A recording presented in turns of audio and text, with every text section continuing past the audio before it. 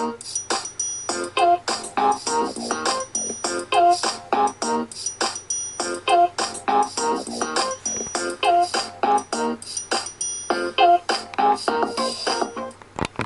no! Oh no! Look, Bella, it looks like I ran over your daddy.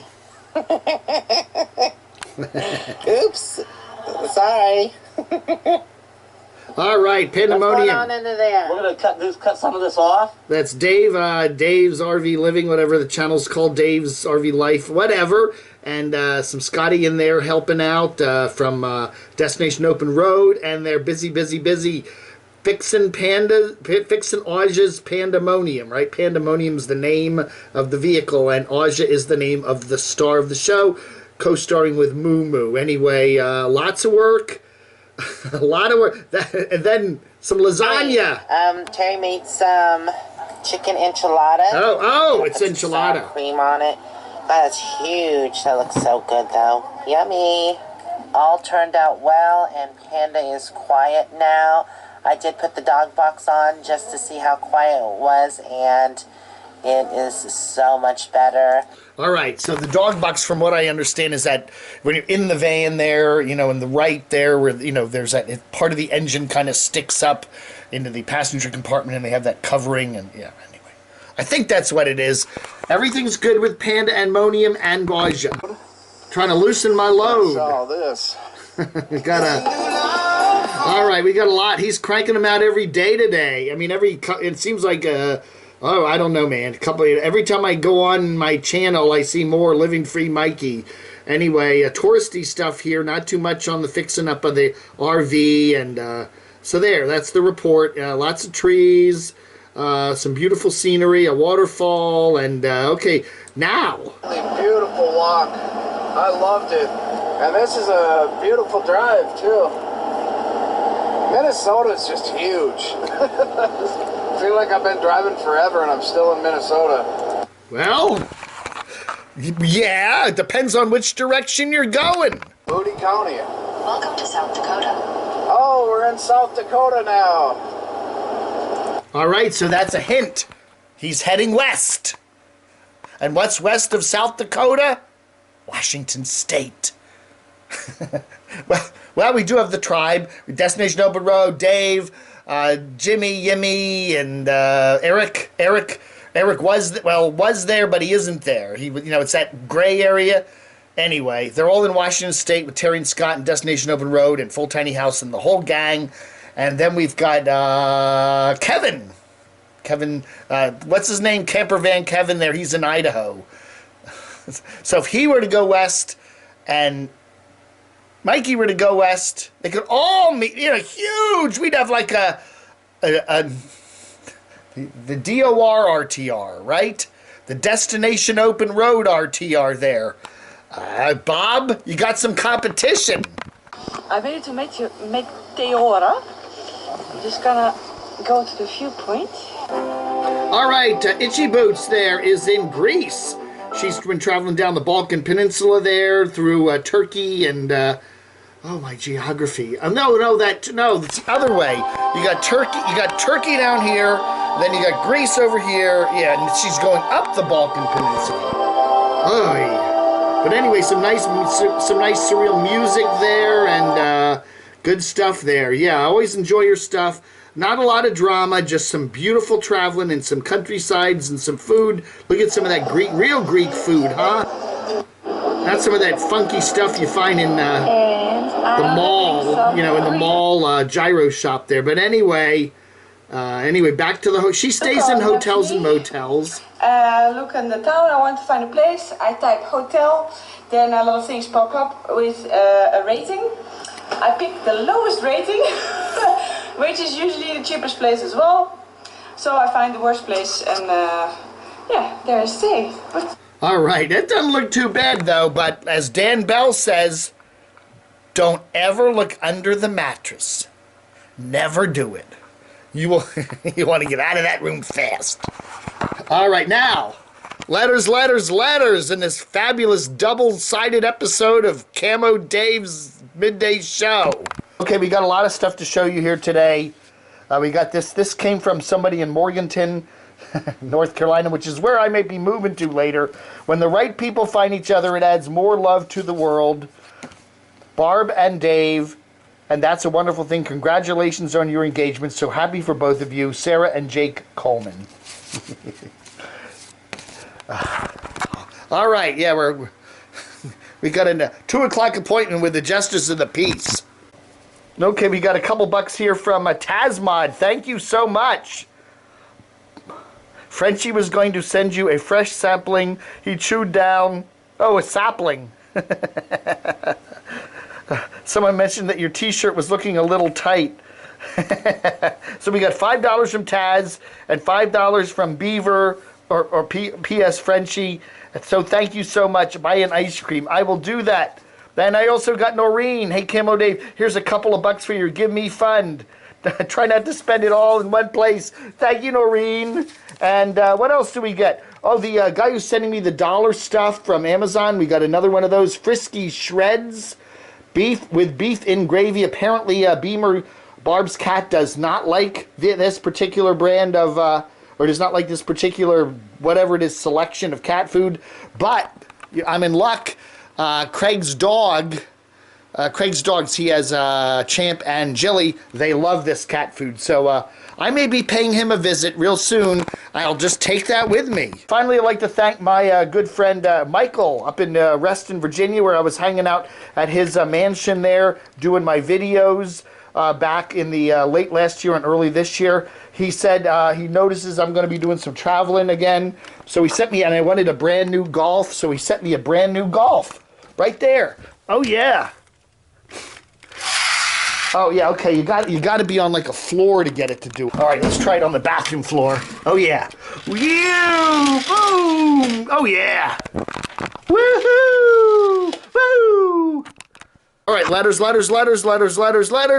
Betty Smith.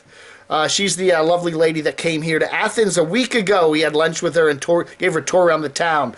Anyway, Betty writes, sometimes it seems like taking advantage of the homeless by interviewing them for content. The person who gives the most respect to the homeless is the invisible people, because the interviewer himself had been homeless for a while, so he knows how it feels. You really have to be careful with that stuff, IMHO. And I do have a thing about, using other people's misfortunes to build your channel.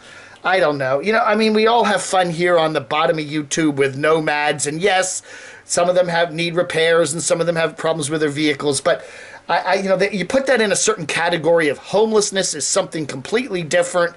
You're truly like out on the street, and I guess it's a good thing if you publicize that to some point. Maybe someone will come along and help you, but at the other end of the spectrum, you're kind of using them to grow your channel, and I don't know. It's again a big gray area in the middle there. I don't know.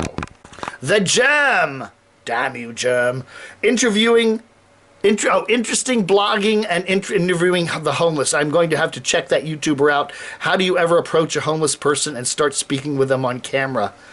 Well, I did used to interview that guy Mark in the parking lot of the Reston Target. And, you walk up with a $5 bill or a $10 bill and you say, hey Mark, I run a YouTube channel. Would you like to talk to me? And he was very nice about it. But, I don't know. Again, you got to be careful, I think, when you're going in that direction and you're taking your channel there for that kind of content. There are some channels that do it better than others. Let's just say RV Tips and Tricks. Tips and Trips. I think Micah's done Stick a Fork in It. Oh, no. Oh, no. No Name writes, why even my other Zepp channel has more views than Motorhome Max. Jay Wagner writes, Dave needs to give up on Motorhome Max. There are puppet parodies and similarities, but outright theft of look and voice is just stealing. A lot of people did not like seeing me eating that roll or muffin or whatever the heck that was called this morning. I got some butter in my beard, and people were really disgusted. Carpe Camping says, okay, dude, just Just like GS, I guess Glenda Sully, you should not eat on your videos. Justin Lenane, hey Zeus Dave, no one wants to see an old bald man eating. Get a grip. Ah. Tazmod says for your squeaky cam you can use WD-40 silicone spray. I don't know, man. It does squeak, doesn't it? I don't think that would work. KCADV. Am I the only one who is sick and tired of these product shows on YouTube? You know, again, I have no problem with YouTubers trying to monetize their videos and to make money, and if they're making content, you know, getting a little bit of payback for what they're doing. You know, whether it's PayPal or Patreon or Spreadshirt or even sponsorships, I, you know, don't have a problem with that. But you reach a point where you're doing too much of it. You're constantly talking about it and constantly shilling products. And I'm seeing an awful lot of Nomads now, whether it's generators or scooters or bikes or mattresses or whatever. You know, they're constantly, there's a lot of companies out there that want free. Van City Van Life does quite a lot of that. It gets to the point where you're kind of cheapening your channel. I don't know, man. And there you cross a line, you know. DJ Biggie calls me Muckbeard. Sunny Girl writes, several of my friends, or some of my friends' kids work DoorDash for a couple hours in the evening for extra money. I'm not sure it will work for everyone's total income, and I wish James Wonderlust Estate well. That's right. Congratulations. That's right on the lady. D. Allen. D. Allen won the Barb's dish towel. She's she's in Kentucky. Yes, up in Kentucky. We heard from her today. The dish towel will be in the mail momentarily. Okay, Richard's talking about a video I did, we covered a while back where Nomadic Fanatic had first gotten back into Washington State, and he was walking by the towers of this nuclear power plant that was supposedly decommissioned or something. Richard says, I know I'm a bit late, but they didn't close that nuclear power plant in Satsop that Nomadic Fanatic was talking about. They built the towers and only the towers before they could build construction of the actual plant. Funding was pulled for whatever reason. The plant was never built. It was never actually a power plant. It has and always been only the two concrete towers. You know, that's right, because if it was a former nuclear power plant, you know, it's still going to have some radioactivity there and stuff like that. They're not going to let people just walk right up to where it was. That's going to be blocked off for quite a while. Even a former nuclear power plant. So I think you're right there. It was never actually a power plant. MJC427 writes, I wouldn't let a wayward man kiss my arse. After that bout of, well, you know what, his video there the other day where he criticized all those people living in eastern Tennessee as being kind of slow. If he lets an accent or a way of life get into the way of meeting people and learning about them, he is the slow one. Maybe if he laid off the steroids, he could chill a bit. GTFO, yeah, and go home Yankee. That's right, he's a Yankee. That's right, he doesn't have a twang in his voice. Yeah, go back to Pittsburgh or wherever you came from. James Rockford writes, living free, Mikey must be really broke. All the breakdowns, generator, engine, camera, etc., etc. You know, I do feel sorry for him. He just seems like it's one thing to have the occasional breakdown and out of the blue or whatever, but if it's just a constant, never-ending thing, I need this, I need this, I need this, I need this, this is broken, this is not working. You literally get on the road for barely a day and things are already falling apart on the RV. I don't know, man. You know, I just feel sorry for him. I feel like, I don't know if you're, obviously the RVs have a lot of systems and stuff in them, and you got to keep on top of that, and it is a lot of work, but he just seems like one thing after another isn't going his way. It's karma, baby. Maybe it's time to try something else. Be in Athens, for better or for worse, technology is here to stay. Someone was asking, yeah, it was right, the question there, living free Mikey, is technology good? We have entire generations who would be helpless without it. You know, technology is good, but it depends on electricity and Wi-Fi and satellites, and those things can go away really quickly, and then what do we do, you know? And we're so dependent on it, you know? It was like the other day I was thinking, I misplaced my phone and I needed to call some people. If I misplaced my phone, I don't know anybody's phone number, because I don't know anyone's phone number. They're all in my phone. I can't call anybody. Yeah, I don't know your number. I just look on my phone. Oh, there's boop. Call that person. And it is something. We don't even know we know the phone numbers of the loved ones around us, because technology takes care of that. But all of a sudden you lose the phone, or the phone goes kaput, or you flush the phone down the toilet accidentally. And you what do you do then? Find a pay phone and call somebody, but you don't know their number, you know? And Sallie Jean TSM kind of echoes that. To answer your question about technology, they can help and help and hurt us. Back in my teen years, traveling around on the lone dark country road with no form of communication always made me wonder what I would do if my car broke down. In that situation, the phone would bring help in a more than timely fashion. A different perspective would be how much we have cell phones. Cell phones caused harm due to texting, talking, and filming while driving. Exactly. Just my thoughts for today. Thank you, Sallie Jean TSM, a.k.a. Barbie. Yes, exactly. How many people have been injured or killed by filming or texting or talking on their phones while they're driving? I know. It's sad. Anna Nicole Channel and Paranormal writes, "Hey Dave, Sheldon's Travels is getting a complete makeover of their tiny van. Someone decided to pay for it. They are going to give a few items to another RV or two. They even got a nice camera so they can do better quality. Can't wait to see the improvements." And the one thing is really nice, and you see a lot of YouTubers, and not a lot, but some do get it. They get like somebody who will help them out in a big way. Somebody likes your channel. There's a certain YouTuber explorer guy that somebody liked his channel, and they're giving him a lot of money so he can travel all over the world, you know? You see that happen, there are people out there that maybe are lonely, and they enjoy your channel. You bring them comfort, and they want to help you, not in a small way, a couple of donations, but in a big way, like become your patron. I mean, in a serious, heavy-duty way. And you do see certain YouTubers that find patrons and get a lot of benefit from that. But it's an interesting, YouTube is, again, a fascinating place, I'll tell you.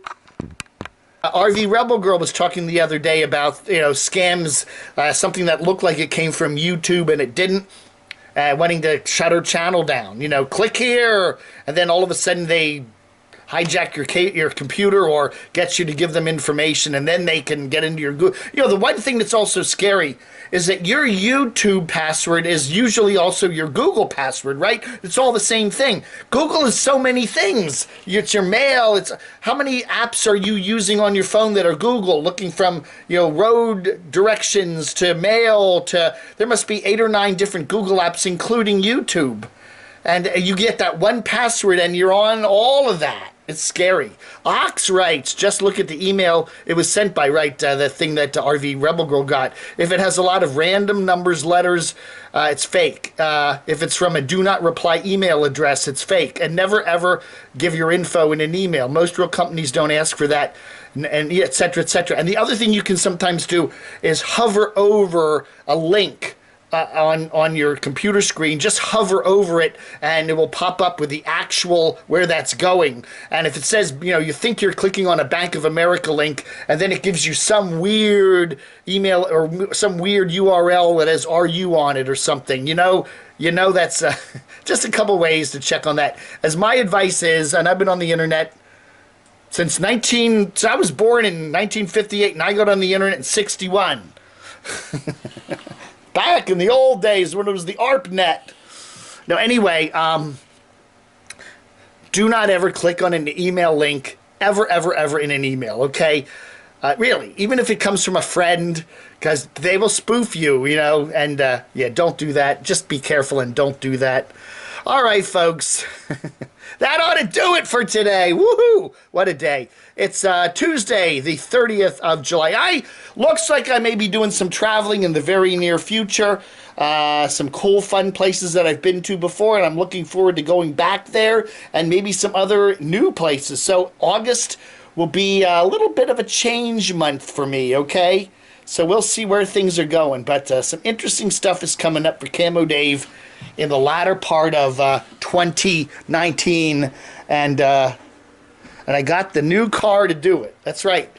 Yeah, we're gonna have some fun here in tiny little Adam, teeny tiny little Adam. Vroom vroom. All right. Thanks for watching. Vlog under.